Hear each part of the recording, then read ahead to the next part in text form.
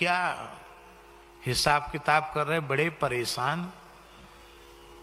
तो हमने कहा बाबूजी आज सोएंगे भी नहीं और हमको सोने भी नहीं देंगे, क्या बात है, इतने परेशान क्यों हैं? तो मैंने पूछा तो रोने लग गए। बोले रोने की क्या बात है, क्या गलती हो गई आपसे, तो आप रो क्यों रहे हैं?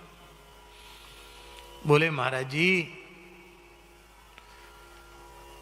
झोली के हिसाब में 100 रुपए में पता नहीं गड़बड़ी हो रही है। अरे 100 रुपए के लिए रो रहे हैं? बोले नहीं, हम 100 रुपए के लिए नहीं रो रहे हैं, आपके चरणों में कोई 1 रुपए भी चढ़ाता है इसलिए कि ये बहुत अच्छे काम में लगेगा, और आपने ये सेवा मुझे सौंपी, मैं और कुछ कर नहीं सकता, बूढ़ा आदमी हूं, 22 से हूं तो हिसाब किताब लिख सकता हूं, पर ये हमारी सेवा में क्या कमी आई, कैसे चला गया 100 रुपया, आप तो कभी छूते नहीं। मैंने इनको कहा कि आप अनुपस्थित थे, एक ब्रजवासी कोई आए थे, उनको मैंने इसमें से उठा के 100 रुपया दिया था। तो हमसे बोले तो महाराज जी फिर हमको बोल दिया करिए, उठा के दे तो बोल दिया करिए। ये सुनने कहने में बहुत सामान्य सी बात है, लेकिन ये कितनी विशेष बात है। इसीलिए पूज्य श्री रमन रीति वाले महाराज जी भी बहुत प्रसन्न रहते हैं, पूज्य गोरीलाल कुंज वाले महाराज जी भी बाबूजी पर बहुत प्रसन्न रहते हैं। और आज बाबूजी के प्रेम से ही खिंच करके सब लोग आए हैं। हमारे अशोक वेदासरिया जी सपत्नीक पधारे हैं इंदौर से, जबकि शारीरिक रूप से कुछ समय से अस्वस्थ थे। सुनील जी अपनी माता जी को और गृहलक्ष्मी जी को लेकर के बेंगलोर से पधारे हैं। काबरा जी तो यहाँ आने ही हैं, काबरा जी को तो पहले से ही आना था यहाँ।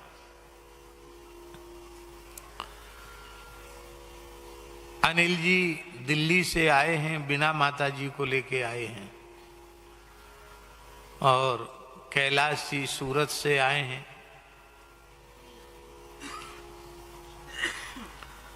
और बहुत से लोगों के नाम हम नहीं ले पा रहे हैं।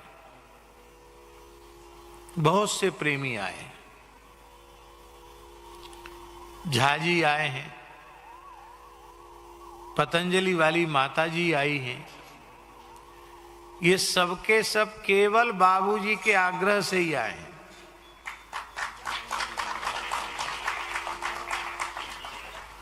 नहीं, हमारे लिए तो आए हैं, वो तो ठीक है, लेकिन मूल में कथाएं तो पूरे साल भर कहीं न कहीं होती रहती, सब जगह कहाँ आते ये लोग, पर यहां आए हैं, इसका मतलब है ये बाबूजी के प्रति जो सबका स्नेह है, सबका प्रेम है, उसी प्रेम से सब लोग खिंचे हुए यहां चले आए हैं।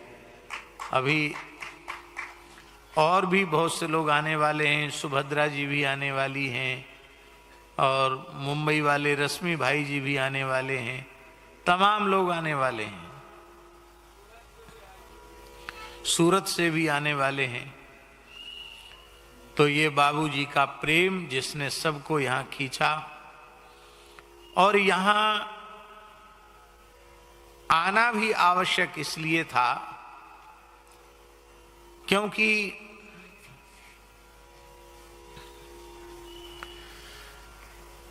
वृद्ध की इच्छा, महाराज जी शास्त्र के अनुसार बालक की इच्छा और वृद्ध की इच्छा, इसकी पूर्ति जरूर करनी चाहिए।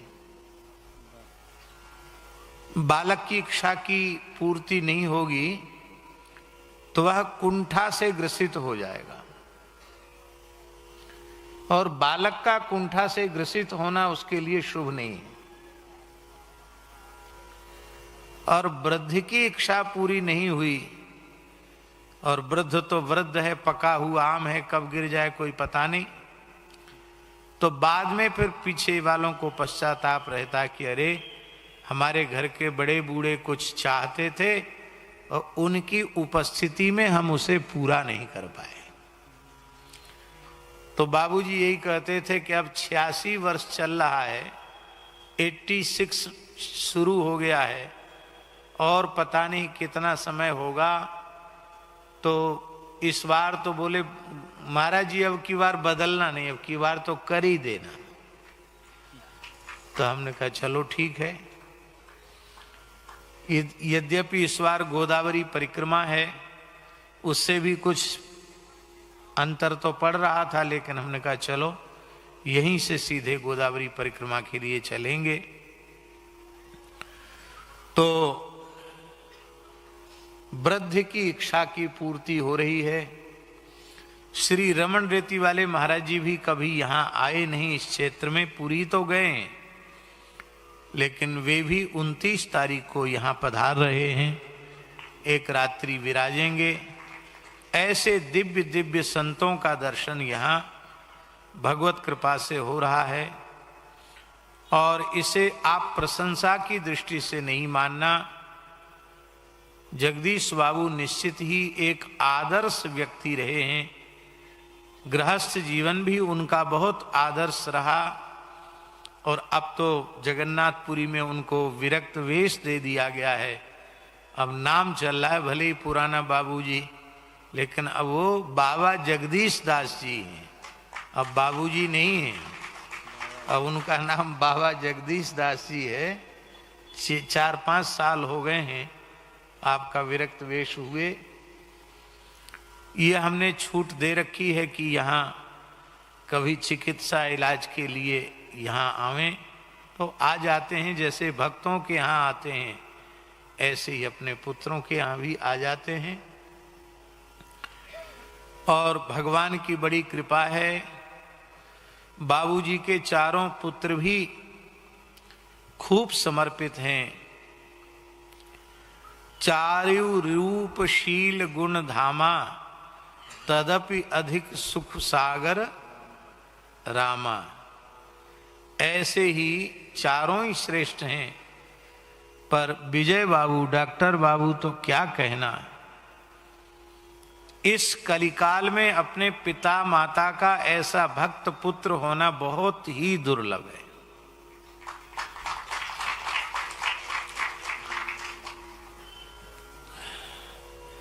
इतनी ऊंची पढ़ाई डॉक्टरी में पढ़ी है इन्होंने कि विदेश जाने वाले थे, और बाबूजी ने कहा नहीं, गरीबों की सेवा करनी है और उत्तम से उत्तम सस्ता इलाज आपके हॉस्पिटल में होता है। कितने लोग आज भी ऐसे आते हैं जिनके पास व्यवस्था नहीं है, सारा खर्च करके विजय बाबू अपनी ओर से उनका इलाज करते हैं। और कोई साधु संत या कोई ब्रजवासी ब्राह्मण कोई अस्वस्थ है तो हम तो सीधे कह देते भाई 2 जगह हैं, जयपुर में रुंगटा हॉस्पिटल चले जाओ, अपना हॉस्पिटल है, और उड़ीसा में जाना हो तो बालेश्वर में अपना दुर्गा नरसिंह होम अपना हॉस्पिटल है, उसमें कोई साधु संत चले जाओ। अभी जितने लोग आए ना सबका चेकअप होगा, सबका ब्लड टेस्ट होगा, क्योंकि डॉक्टर बाबू बोलते हैं ये हमारी सेवा है, सबको चेकअप करा के जाना पड़ेगा। तो भगवान की बड़ी कृपा है, पूरा परिवार एक जगह है और सब में परस्पर प्रेम है। यही चीज समझने की है, देखने की है। आज गृहस्थाश्रम का सुख भी समाप्त होता चला जा रहा है अशोक जी।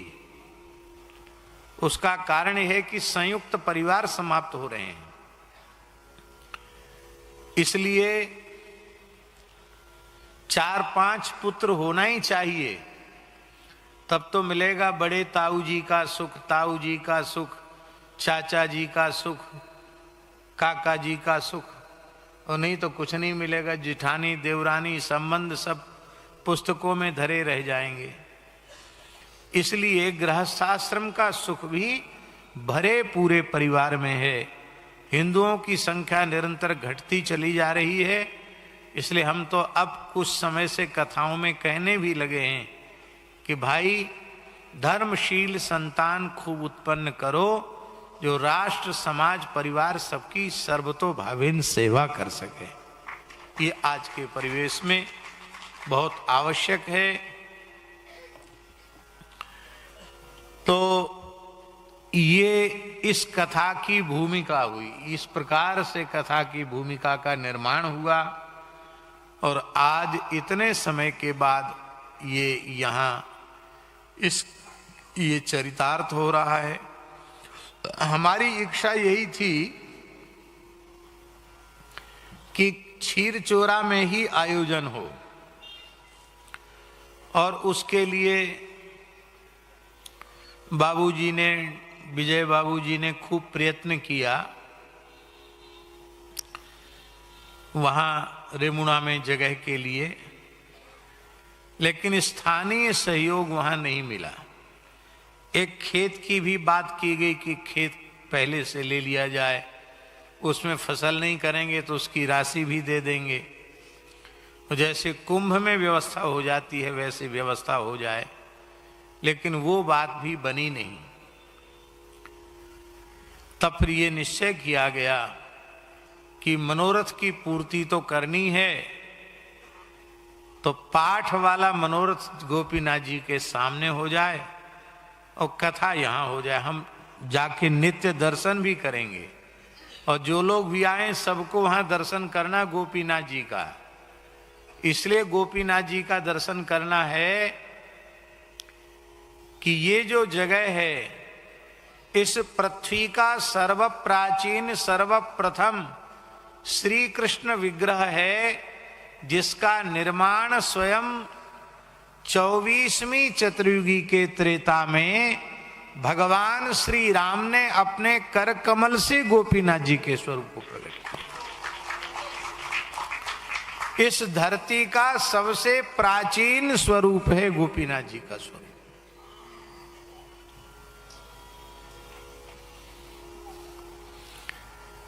लेकिन धन्य है उस मूर्तिकार को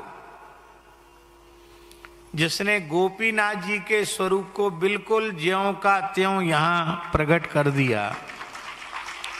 हम तो जिसने वो मूर्ति बनाई है उसका दर्शन करना चाहते हैं, उसको सम्मानित भी करेंगे। बिल्कुल ऐसा लग ही नहीं रहा है कि हम रेमुणा में नहीं हैं। हमको लगता है कि बिल्कुल गोपीनाथ जी के चरणों में बैठ करके हम भक्तमाल की कथा कर रहे हैं। पीछे गोपीनाथ जी का बड़ा मंगलमय दर्शन हो रहा है। बंगाल और उड़ीसा कलाकृति में तो इनकी जोड़ का कोई धरती पर दूसरा है ही नहीं। भगवान ने कला तो उत्कल में और बंगाल में, दो क्षेत्रों में ही भगवान ने विशेष कला दी है। और बिल्कुल गोपीनाथ जी स्वरूप। और मूर्तिकार क्या प्रकट करेगा जो सारे जगत को प्रकट करते हैं। भक्तमाल की कथा सुनने के लिए मूर्तिकार के ब्याज से स्वयं गोपीनाथ जी प्रकट हुए हैं।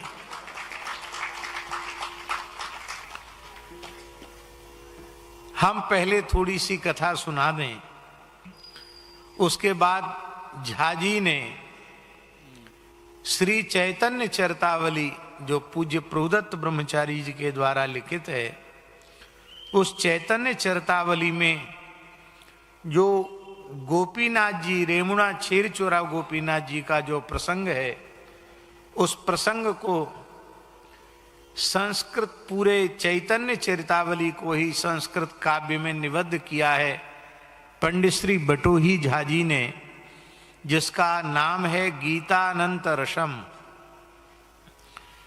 उसमें जो रेमुणा का प्रसंग है, उस प्रसंग को उस ग्रंथ में से लेकर के एक पुस्तिका के रूप में पंडित श्री बटोही झा जी ने प्रकाशित किया है। विमोचन कब करना है? हम ये सोच रहे थे कि एक ही 2 दिन की तो बात है, रमण रीति वाले महाराज जी आ जाएंगे तो उनके हाथ से विमोचन हो जाएगा। तो वो विमोचन, संस्कृत में जो चीज लिख दी जाती है वो अमर हो जाती है, क्योंकि मनुष्य की भाषा नहीं है ना, देव भाषा है। इसलिए यह एक अद्भुत कार्य भगवान ने झाजी के द्वारा कराया है। और हमको लगता है महाप्रभु जी के चरित्र पर संस्कृत में लेखनी उठाने से ही आपके ऊपर महाप्रभु जी की कृपा, संतों की कृपा बरस गई। पूज्य सद्गुरुदेव श्री भक्तमाली जी महाराज भी यहां पधारे 2 बार। पूज्य गुरुदेव श्री भक्तमाली जी महाराज, भक्तमाल भाष्यकार अनंतश्री समलंकृत पूज्य श्री महाराज जी गुरुदेव भगवान यहां 2 बार पधारे। डॉक्टर बाबू के घर में रहे। हम तो इसी भाव से आते हैं कि जहां हमारे पूज्य गुरुदेव के चरण पड़े वो तो हमारे लिए गुरुधाम हो गया। इस भाव से वहां आते। 2 बार महाराज जी पधारे। बराना वाले महंत जी पधारे 2003 में, और श्री ललितपुर वाले महाराज जी, नरसिंह मंदिर वाले महाराज जी, श्री बालकृष्ण दास जी महाराज भी पधारे। पूज्य गोरीलाल कुंज वाले महाराज जी भी 3री बार आए। क्यों महाराज जी 3री बार आए ना? पूज्य महाराज जी 3री बार पधारे। तो ये सामान्य सौभाग्य की बात नहीं है कि इस शहर में इतने जगह जगह से महापुरुषों का आगमन। यहां समुद्र भी अपने आप में दर्शनीय है। सारे प्रक्षेपास्त्र यहीं से छोड़े जाते हैं। जैसा कि महाराज जी ने बताया, चांदीपुर से जहां JPG Abdul Kalam, doctor Shri JPG Abdul Kalam साहब हैं, एपीजे अब्दुल कलाम जी, जो परम राष्ट्रभक्त थे, श्रीमद् भगवत गीता का नित्य पाठ करते थे, नित्य ध्यान करते थे, परम आस्तिक थे वो, और विचारधारा से वे सनातनी ही थे। परम भक्त हृदय थे, और वे आए थे कि कहाँ परीक्षण करना चाहिए जो अस्त्र शस्त्र हैं उनका, प्रक्षेपास्त्रों का।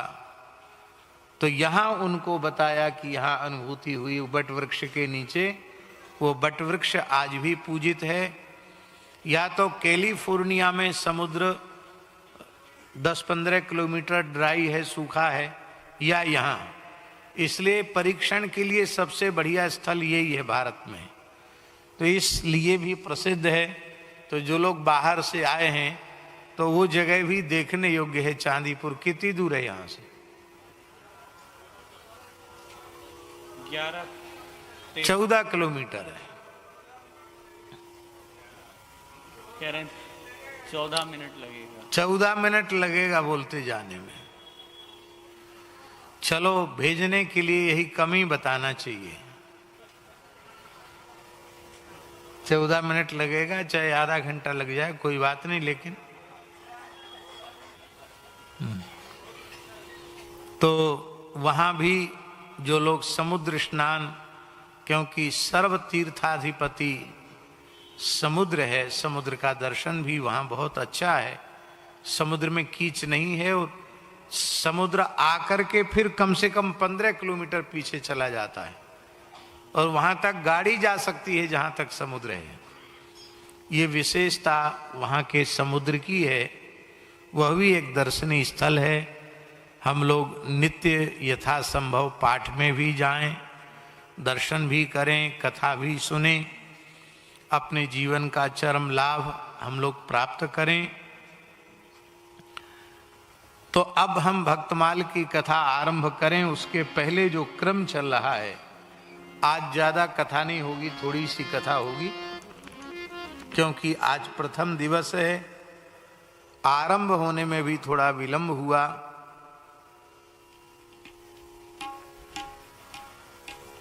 गीतावली का क्रम कुछ समय से आरंभ किया है, यहाँ बक्सर से ही आरंभ किया है। तो आज 47। हाँ, आज पद संख्या 47।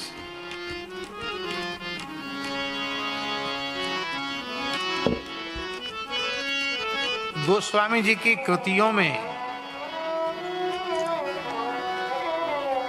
गीतावली अपने आप में अद्भुत है। संपूर्ण रामचरित्र, बालकांड, अयोध्या कांड, अरण्य कांड, किष्किंधा कांड, सुंदर कांड, युद्ध कांड, उत्तर कांड पूरा है। और संतों ने गोस्वामी जी के साहित्य में गीतावली को नवनीत कहा है, मक्खन कहा है, और उस मक्खन का तपाया हुआ घृत कहा है विनय पत्रिका को। तो बड़ा अद्भुत है, नवनीत है ये ठाकुर जी को बहुत प्रिय है। बहुत सुंदर सुंदर रसमय पद।